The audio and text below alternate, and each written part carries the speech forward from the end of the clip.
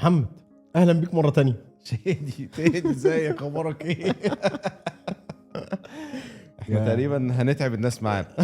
بس ما تنكرش الحلقه اللي فاتت كانت حلوه. بصراحه جميل. عجبتك انت الموضوع بتاع البياعين ده؟ بصراحه تنكرش. لعبتي ملعبي، انت جيت في ملعبي او في ملعبنا زي ما بنقول.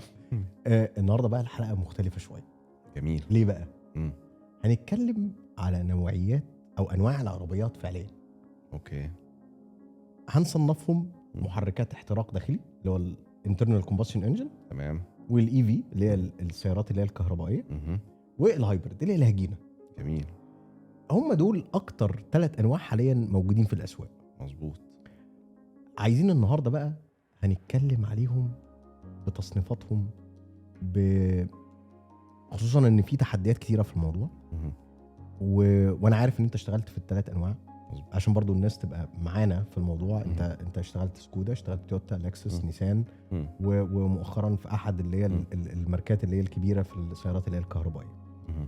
فانت اشتغلت في كل الرينج بتاع ال3 ماركات دول، مظبوط. او سوري مش 3 ماركات بس، 3 3 انواع من السيارات. جميل. لو انت هتصنفهم، واحنا زي ما احنا قلنا كده ال3 انواع، بس انا عايز افاجئك في اتفضل. نوع تاني اللي هو ايه؟ اللي هو الار اي في، اللي هو ايه؟ الرينج اكستندر الكتريك فيكل. اللي هو في الاخر اللي هو البلاجن هايبريد، صح؟ لا خالص. ايه بقى؟ دي عربية فيها انجن او موتور بنزين، بس ما بيستخدمش في حركة العربية، ده بس بيستخدم. لا لحظه بقى هنا، لحظه هنا، أوكي. لان هندسيا ما هو اه انت كده اخدتني لحته المبيعات. ايوه. شفت بقى؟ مم. هندسيا ده بيصنف كنوع من انواع الايفيز. ما هي ليه؟ اي في مظبوط. بينزل بيندرج تحتيهم، لان ده على فكره ده النوع ده طلعوا بيه جديد من حوالي 3-4 سنين بس، عشان يتحايلوا على حته الهجين والسيارات الكهربائيه. وحتى ان الموتور، لان هي كانت مناقشه كتير جدا بين المهندسين، اللي هو اذا كان هو هيبقى محرك كهربائي وانت بتحطه بتشحنه بالكامل، او يبقى عندك موتور بنزين او ديزل وهو اللي يشحن البطاريه، او ان هما الاثنين يشتغلوا جنب بعض وان انت بتشتغل بنزين وتحوله. النوعيه اللي هي الثالثه اللي انت بتتكلم عليها هي فعليا ان هو موتور بنزين بيشحن البطاريه الكهرباء، فهو ده اللي انت بتسميه اللي هو الرينج اكستندر. بالظبط. صح كده؟ ده بيحرك الدينامو بتاع العربيه اللي بيشحن بيه البطاريه، وبرضه بيديلك مسافه كويسه زي البلاجن هايبريد مثلا. بس هي الفكره الباور مش جاي منه، الباور لسه جاي من الكهرباء بس. اوكي. فدي فهو انت بتستخدمه فعليا عشان تشحن البطاريه، بحيث انك ما تضطرش انك تقف تشحنها بالبلج او بالشحن بتاعها يعني. بالظبط. ودي تديك مسافه اعلى، لان البطاريه عامه المتوسط استخدام البطاريه بيكون افريج 600 كيلو. تمام. سواء في عربيات بتوصل 800، في عربيات بتبقى 480، فانت في النص هنقول الافريج ما بين 520 ل 600 كيلو. تمام. ده لا، ده بيخلي البطاريه تشتغل معاك فوق ال 1000 كيلو. لان انت بتعتمد ان انت هتمون بنزين كمان، بالظبط، فهي هتشحن غير شحنه الكهرباء، فده اللي بيزود المدى بتاعها. انت برضو رحت بينا اخدتنا للنوعيات قبل ما ناخد الموضوع من الاول. نكمل. الزباين لما بتيجي تختار الانواع اللي احنا اتكلمنا فيها، اللي هي فعليا زي ما قلنا اللي هي محركات احتراق داخلي او الكهرباء بكل انواعها والهجين. جميل.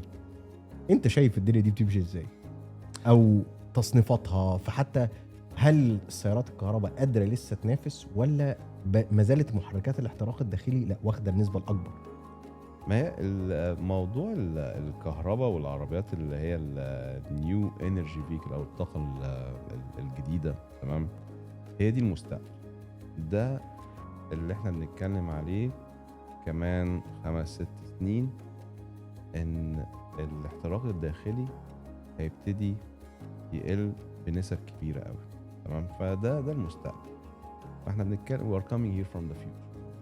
تمام. فده واحدة واحدة هتلاقي كل العالم بيغير لكده. تمام. بعض البراندات اوريدي الأوروبية ابتدت توقف تصنيع الاحتراق الداخلي. تمام.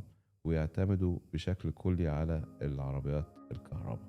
وانا بتكلم على مصانع كبيرة في اوروبا. تمام. لو احنا دخلنا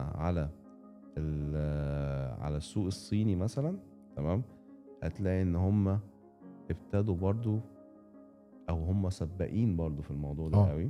تمام. العدد هناك كمان بالظبط. مختلف تماما. بس هم عشان يقنعوا الناس بعربياتهم ابتدوا بالاحتراق الداخلي، ويحطوا فيها فيتشرز ومواصفات كتير قوي عشان يجذب ليه الزبون، وبعد كده يبتدي واحدة واحدة تدريجيا ياخدوا على العربيات اللي هي الكهرباء. تمام. بس سؤالي هنا يا محمد، مم. هو انت النهارده احنا قلنا اللي هم الثلاث انواع اللي احنا شايفينهم الاساسيه عشان هم دول اللي موجودين حقيقه في الاسواق. مظبوط.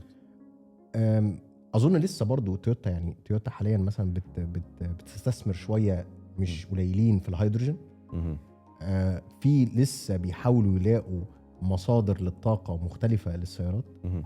ولكن هل انت شايف ان السيارات اللي هي الكهربائيه او العربيات الكهربائيه اللي موجوده في الاسواق هل ما زالت او عندها تحديات لسه موجوده، ولا قادره تنافس بما فيه الكفايه؟ والله هي التحديات دايما بتكون في الانفراستراكشر، في البنيه التحتيه. البنية التحتية. تمام. ده اكبر تحدي للعربيات الكهرباء. لان هو بيختلف كمان من دوله للتانيه. بالظبط، لان انت بيكون عندك هاجس اللي هو المسافة. تمام. العربية دي هتمشيني قد ايه، وفي نفس الوقت انا كل شوية قاعد براقب البطارية وعمالة تنزل. تمام. طول ما البطارية عمالة بتنزل انا خايف ملاقيش مكان اشحن فيه العربية بتاعتي، ومش هعرف اوصل، ولو وقفت بيا العربية انا هعمل ايه؟ خلي هو بالك مفيش. انه اصل العربيات الاحتراق الداخلي انت هتكلم حد يجيب لك بنزين يحط لك في العربيه وتمشي، فانت مفيش حد هيجي يجيب لك كهرباء وتمشي. تمام. خلي بالك ان ده هياخدنا للنقطه اللي بعد كده، هي حته حتى الشحن. الناس كتير فاكره ان هو الشحن اللي هو اللي في المنزلي ده ان انا بحطه في الفيشه، ما يعرفش ان هو لازم شحن مخصوص. واعتقد هي دي اكبر مشكله او تحدي بيقابل الزباين. يمكن كمان عشان نوعيه انواع السكن اللي هي في المنطقه بتاعتنا عماير. فبتلاقي ناس ممكن تركن مثلا في الشارع، فهو اصلا مفيش مكان شحن، فهو بيضطر يعتمد على اذا كان هيشحن في بنزينه او هيشحن في المول او جنب شغله. مزبوط. على حسب هو بيشتغل فين. مظبوط. وحته برضو زي ما هنرجع تاني للحته اللي هو الشحن المخصوص. ناس كتير ما تبقاش فاهمه ان هو اصلا العربيات دي الطبيعي بتاعها بنسبه 70% من الوقت المفروض انها تشحن بالشحن العادي. مظبوط. ما يبقاش اللي هو السريع بمعنى صح. هو الشحن السريع ما يكونش هو الاساسي اللي انت بتعتمد عليه، ده شيء طبيعي لان ده بيأثر عمر البطاريه. تمام. فانت دايما يفضل، يعني انت ممكن تشحن سريع مثلا هنقول مرة او مرتين في الاسبوع، بس معظم بقية الايام يفضل ان انت تشحن الشحن البطيء عشان يحافظ على عمر البطارية. تمام. والشحن السريع لازم يستخدم فقط، او بمعنى اصح لما تكون محتاج ان انت تسعف نفسك تكمل رحلة معينة في العربية. فهي دي التشالنج او المعضله الحقيقيه للي بيمتلكوا العربيات الكهرباء. تمام. لغايه ما نوصل لمرحله ان انت كل جنب كل عماره جنب كل بيت في باركنج كده خاص فقط لشحن الكهرباء، شحن العربيات الكهرباء. هي عشان كده انا بشوف ان هي كلمه البنيه التحتيه هي لا تعني بس ان الدوله تبقى موفره في البنزينات. هي للاسف هي مفهوم اشمل من كده كمان. بالزبط. لان هو ليه علاقه كمان حتى في مد الكهرباء الكافيه لاماكن شحن جنب كل عماره. مظبوط. وده لسه فعليا هو مش متاح. يعني احنا لسه ما احناش زي اوروبا وما احناش زي امريكا بالذات. الموضوع بالنسبه لهم اسهل لان هم اغلب الناس عايشين في حتت بعيده عن بعض. فيقدر يبقى عنده عادي شحن جوه في البيت مخصوص للعربيه. مظبوط. المنطقه بتاعتنا ده جزء اساسي من موضوع البنيه التحتيه، ان هو ما حدش فكر فيها. واعتقد ان هو برضو المبدأ نفسه ما كانش موجود لما الناس كانت بتخطط المدن، وهي دي اكبر مشكله. يعني انا معايا دبلومه في الحته دي بالذات في العربيات الكهرباء. فكان من ضمن الحاجات هي بنتكلم على البنيه التحتيه ومدى تاثيرها وازاي اصلا يبقى الانتشار. لان هو عبء فعليا. مش عايز اقول على كلمه الحكومات عشان هي كبيره قوي، بس هي حقيقه هي في ايد البلاد نفسها مش بس المصانع. هي فكره ان انت توفر كل حاجه. تمام. ده اكيد ما بيحصلش من يوم وليله. من يوم وليله بالظبط، بتاخد وقت. يعني احنا لما نيجي مثلا نبص على دبي دلوقتي لا دبي قصه تانية. غير من سنه، غير من اسبوع. تمام. ده غير ان خلي بالك اغلب العماير اللي موجوده لو هنتكلم على الامارات مثلا بشكل عام، اغلب العماير فيها مكان ركنه لكل واحد، فانت تقدر نظريا تحط شاحن مخصوص عندها وتمدله كهرباء. مظبوط. فهو نظريا ده يقدر وعلى يتعمل. فكره هي ابتدت تحصل ما دلوقتي. هي انت بقيت تروح لصاحب العقار او البنايه او المبنى اللي انت ساكن انا فيه، هركب شاحن كهرباء في الباركينج بتاعي. تمام. فبتجيب منه موافقه وبتبتدي تعمل انستليشن للشاحن ده عن طريق الشركه اللي بتركب الشواحن، ومفيش مشكله. بس هي الفكره وانت ماشي ما بتقدرش تاخده. لا ما هو بيبقى ثابت. هو انت عشان لما تقعد بالليل يشحن على مدى اظن هو بياخد ايه 7-8 ساعات مثلا. انا بتكلم انت لو سبت العماره انت يعني لو نقلت البيت هي دي ما تقدرش تنقله ولا بيبقى صعب شويه؟ لا ما ينفعش، هو صعب جدا. حتى صاحب العقار نفسه يبقى صعب يسمح لك انك تاخده معاك. تمام. مش عشان حاجه، عشان حق، عشان هو مش عايز. يعني انت كسرت ركبت، ما ينفعش تكسر وتسيب. تمام. فهي هي الفكره في الاول في الاخر. يعني انت حتى لما بتيجي بتتفق مع صاحب العقار، انت ممكن مثلا تشير الكوست. تمام. ان انا لو مشيت ما انت هتستفيد بيه لحد تاني، فممكن يكون ده بس الباركينج ده خاص لواحد عنده عربيه كهرباء كده يعني. وهي مفيده لصاحب العقار برضو زي ما هي مفيده ليك. هو خلي بالك ان هو انا شفت ده حتى موجود الايام دي او من فتره مش بعيده يعني. بدات البنات الجديده تطلع وعندهم اماكن ركنه باركينج مخصصه للعربيات الكهرباء. فده التوجه. ده توجه الحكومه. تمام. هم عايزين البلد 2050 حاجه تانية خالص. الانفراستراكشر كله، البنيه التحتيه كلها تبقى حاجه تانية. تمام. وده احنا بنتكلم على المستقبل من دلوقتي. فده يعني الفجوه اللي حصلت او التطور اللي حصل فجأة ده. تمام. ما كناش متوقعينه. فهم دلوقتي ابتدوا يقول لك لا، طالما ده بيحصل بسرعه فاحنا لازم نعمل المستقبل، نأمن المستقبل ببنية تحتية معينة. تمام. عشان نقدر الناس تبقى عايشة على هذا في راحة، في رفاهية. فده جمال الإمارات بصراحة. طيب نرجع تاني للتحديات اللي هي العربيات الكهرباء بتواجهها، اللي هي ما زالت لغاية النهاردة الزباين عندها نقطتين.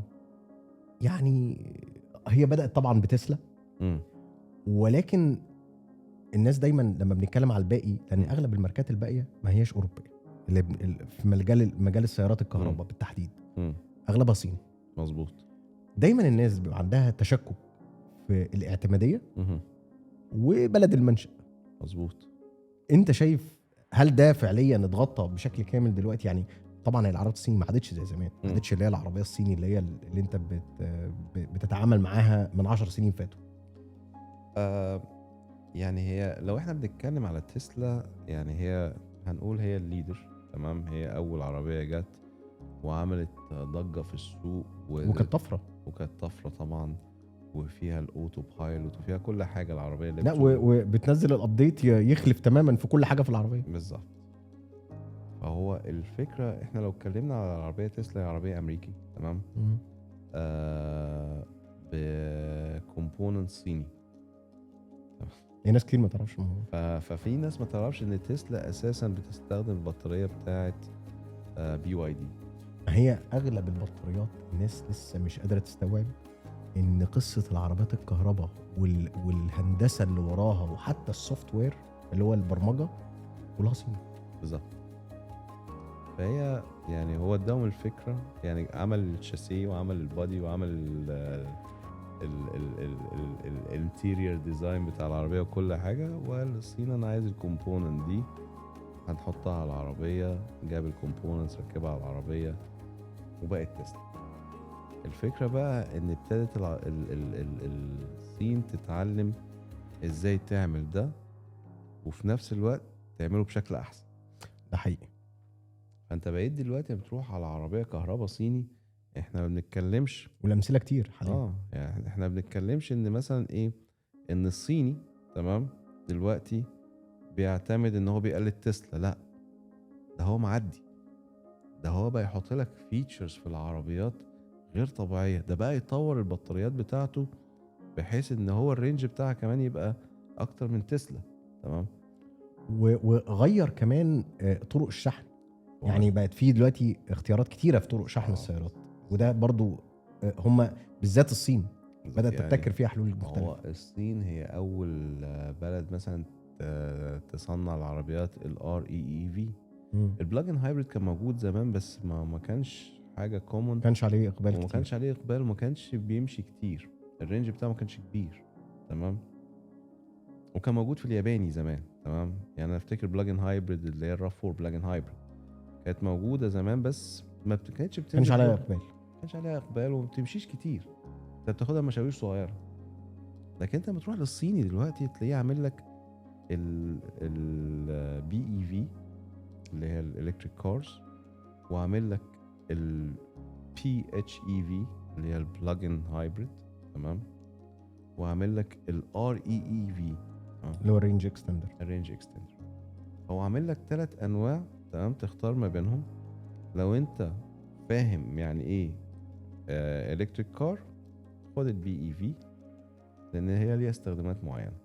لو انت عايز باور بلس رينج خد ال PHEV.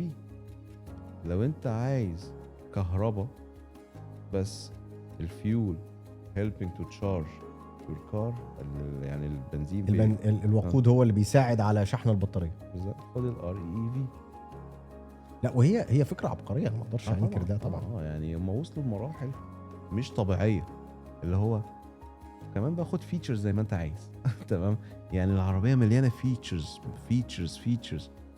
فانا بصراحه يعني حتى لو في تشالنج في البي اي في تمام هم عرفوا يعملوها كفر بالتو اذر تكنولوجي اللي هي البي اتش اي في والار اي في. تمام. عشان انت عندك رينج انزايتي، طب ما فيش مشكله، خد العربيه دي، خد واحده من الاثنين دول، بقى عندهم تنوع. طيب ده يودينا بقى للسؤال اللي بعد كده، مم. اللي هو عمر البطاريه. مهم. لان هو طبعا في عوامل كتير قوي هيخشوا في القصه دي. مهم. منها درجه الحراره، مظبوط، منها الطريقه اللي انت بتشحن بيها، مهم. منها طريقه استخدامك، مظبوط، حجم التحميل بتاعها، مهم. عمر البطاريه. لان طبعا انا بقارن هنا البطاريه بالنسبه لي هي والمحرك الكهربائي هو البديل قدام المحرك الاحتراق الداخلي. مظبوط. ولكن مع المحرك الاحتراق الداخلي يوم ما كان بيحصل فيه مشكله كنت بتروح تجيب واحد مستعمل، ما تروحش تجيب الجديد، مهم. وبيبقى بربع التكلفه. صح. انما مع البطاريات تقدرش تعمل كده. البطاريه بتكون غاليه طبعا، سعرها غالي، جداً. مش رخيص. تمام. حتى انت بتيجي بتشتري عربيه الكهرباء انت بتدفع فيها فلوس اكتر شويه من وهي ثمنها في البطاريه. وهي ثمنها في البطاريه دي حقيقه. هما الفكره يعني انت لما بتيجي بتشتري العربيه الكهرباء تمام وفي شويه نصايح بيقولها لك السيلز دايما حاول تتبعها، اللي هو الشحن السريع مرتين في الاسبوع. خلي بالك لما تخليش البطاريه تفضى خالص. تمام. عشان ده برضو بيقلل عمر البطاريه. تمام. لو انت مش قادر تشحن ما تشتريش كهرباء اصلا. تمام. بس هو كل مصنع دلوقتي بيديلك ضمان على البطاريه دي. وهي طب متوسط اعمار البطاريات قد ايه؟ والله انا لو هبص على الضمان متوسط انا هقول 8 سنين. ده عمر كويس على فكره. لان انت النهارده حتى عربيات المحركات الاحتراق الداخلي هي يعني المتوسط برضو، يعني انت بتتكلم 500,000 كيلو فعليا. بالظبط. بتتكلم في 10 سنين مثلا. يعني بقول هنا 8 سنين على البطاريه، يعني هو ده متوسط. تمام. ممكن يزيد على حسب انت بتستخدم العربيه ازاي. واحنا اتكلمنا لو تفتكر الحلقه اللي فاتت ان الناس بتغير عربياتها كل 3 سنين. مين هيخلي عربيه عنده 8 سنين؟ يعني واقعيا ما بتحصلش.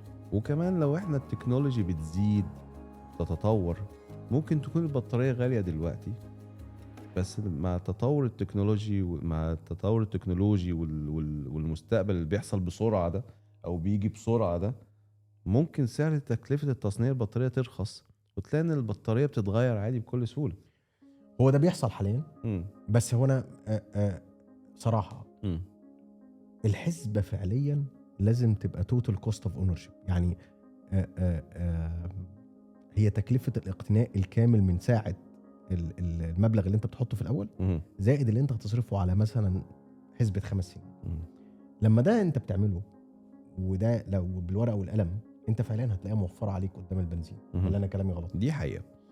حتى في الصيانه، يعني عقود الصيانه في العربيات العاديه تمام دبل عقود الصيانه بتاعه العربيات الكهرباء، ده على الاقل.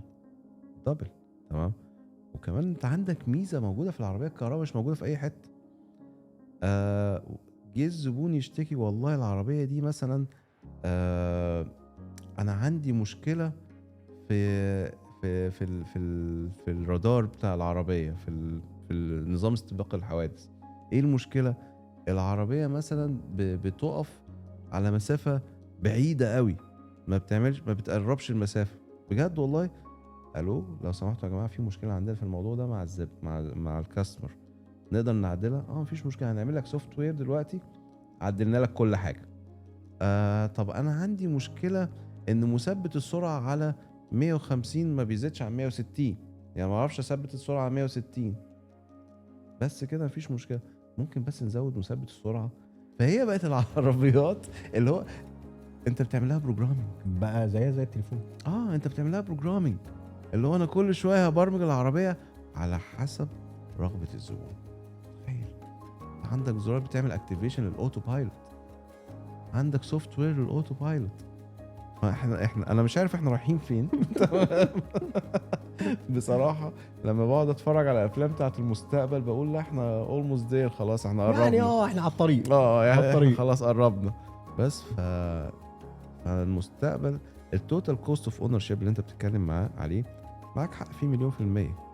العربيه اكثر غلوا في الاول، ولكن هي كمان اكتر رفاهيه. بس اكتر رفاهيه.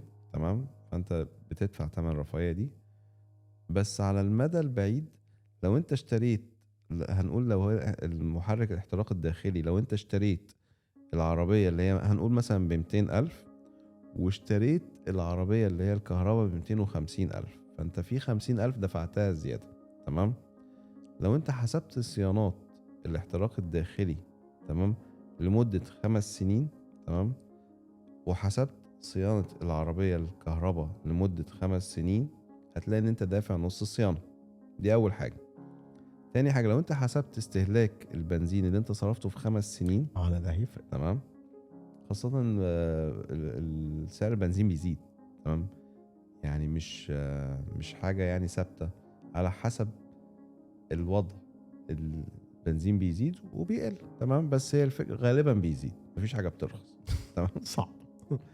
فهتلاقي نفسك دافع على ال5 سنين بنزين كتير قوي، في حين ان انت دافع شحن كهرباء اقل بكتير. تمام. لان قيمه الشحن مش غاليه. تمام. على حسب حتى الشاحن اللي انت بتستخدمه، وعلى حسب حاجات كتير، حتى حسب الدوله اللي انت فيها. بالزبط. وعلى حسب استخدامك والكلام ده كله. تمام. ففاتوره الكهرباء هتكون اقل زي ما بيقولوا. وفي نفس الوقت انت مفيش ميكانيكال بيتغير في العربيه، انت ما عندكش حاجه ميكانيكيه بتتغير في العربيه. يعني انت ما بنتكلمش على جير بوكس وانجن والكلام ده كله. لا محرك ولا نقل حركه ولا باور ولا للعجل بتاعك. انت كل اللي بتستهلكه تيل الفرامل، الاطارات، بالظبط. الحاجات دي اللي انت بتستهلكها في العربيه، ما عندكش نواقل حركه فعليا. فهي دي ما بتغيرش زيت، ما بتغيرش فلتر، ما فيش الكلام ده. تمام. انت عندك مشكله بدوس لك على سوفت وير بيحل لك مشكلتك. فهي دي فكره الكهرباء. 250 في الاول، بس على المدى الطويل ممكن هنقول ان هي اقل بنسبه 20-30% من العربيات اللي هي الاحتراق الداخلي، اللي هي في المقابل ليها في الرفاهيه وفي الامكانيات. صح. عشان برضو لان هي اصلا الناس بتتكلم فيها دايما في المطلق، وهي حسبتها صراحه هي مش في المطلق. هي حسبتها لو انا هصرف او بدور على رفاهيه شبه دي، فهي البنزين المقابل بتاعها هيبقى اغلى من هيبقى اقل من الكهرباء بنسبه 20-30%. بالظبط. ولكن انا باخد من الكهرباء توفير على المدى الطويل اكتر. بالظبط. وفي نفس الوقت بتاخد رفاهيه وفيتشرز اكتر. صحيح. ده ياخدنا للحته النقطه اللي بعد كده اللي هي لو انا جاي بقى النهارده بقرر اذا كنت اشتري سياره كهربائيه، طيب اروح لوكيل قوي ولا لماركه معروفه واقوى؟ اوكي. في الوضع الحالي وكيل. عجبني قوي، عجبني الرد الصريح. احنا اتكلمنا كل حاجه بتتعمل سوفت وير، فانت محتاج وكيل يكون قوي تمام، وفي عنده انتشار وبيعرف يحافظ على الماركه اللي معاه. تمام. هو بيحافظ فعلا على اسمه وعلى اسم الماركه. بالظبط. بس في نفس الوقت احنا عايزين نحط حاجه تانية مهمه. الوكيل القوي لما بيجي تارجت دايما بيتارجت ماركه قويه. تمام. فدي ميزه برضو تاني. فلا، اختار الوكيل عشان تتاكد انه عنده قطع غيار للعربيه دي وقادر كمان يعمل لها الصيانه بتاعتها او الابديت بتاعها. تمام. وبعد كده شوف البرودكت اللي هو جايبه او الماركه اللي هو جايبها وشوفها عالميا عامله ايه والكواليتي بتاعها عامل ايه. فلو انت عندك بالانس على طول، بس اول حاجه اسم الوكيل بعد كده اسم العربيه. طب ده يودينا بقى لحته قطع الغيار وتوفر. انت عارف ان دي من اكتر النقط اللي الناس بتشتكي فيها مثلا للعربيات الكهرباء والصيني بالتحديد. عشان كده بقول لك ارجع للوكيل. عجبني انت برضه قطع على طول. لان الوكيل اللي عايز فعلا يحافظ على اسمه هيبقى عامل حسابه على مخزون قطع غيار كبير بيغطي مش اقل من 90%. تمام. يكون ما عنده يعني قطع غيار اللي عنده تغطي مش اقل من 90%. ده حقيقي. بالظبط. فبرضه الوكيل مهم. عشان كده بقول لك الوكيل اهم، خاصه في العربيات التشاينيز. والله واحنا لسه هنشوف تطورات كتيره طبعا فيها، وانا يعني نسبه التسارع كمان بتاعت شركات كتيره في التطوير فيها بصراحه يعني. بص، انا لما اجي ابص على براندات في السوق، يعني انت ممكن تلاقي مصنع زي تشيري، تمام، عنده براندز كتير، تمام، زي تويوتا ولكزس، زي نيسان وانفينيتي. هتلاقي تشيري برضو عامله لك براندات كتير، تمام. فهي حتى المصانع نفسها بقت تبتدي تقسم الكاتيجوريز بتاعتها، تمام، على حسب هو متارجت مين من الزباين. فعشان كده بقول للكاستمر روح للوكيل القوي، هو اللي هيبقى اللي يقدر يوفر لك قطع غيار ويقدر يعمل لك صيانه للعربيه دي مهمه قوي. والله يعني المواضيع دايما في السيارات والحاجات اللي احنا بنقدر نغطيها والله يعني فعلا بتبقى انا بشوفها شيقه طبعا. حاجات كتيره، نقط انا بتمنى ان احنا نكون وضحنا فيها للناس ازاي تختار وازاي تقدر ده ينور لها اكتر.